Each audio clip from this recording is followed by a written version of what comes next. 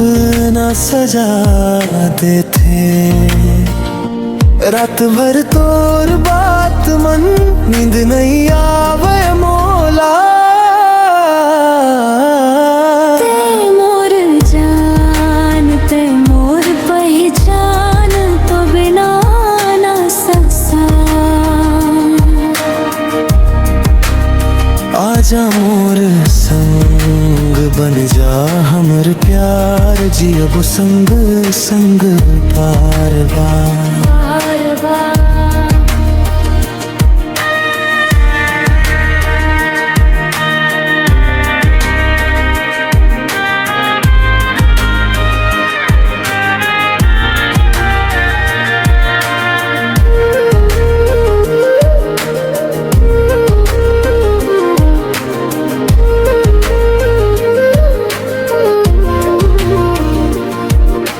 चंदा घलो फीका गए,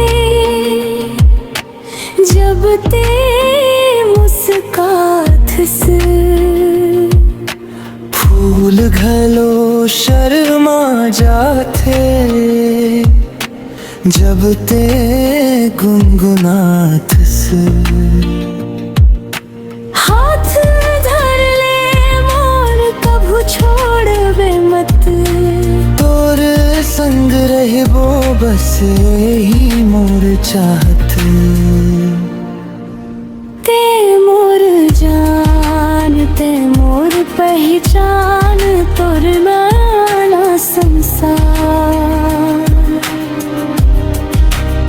आजा मोर संग बन जा हमर प्यार, जियब संग संग बार बार।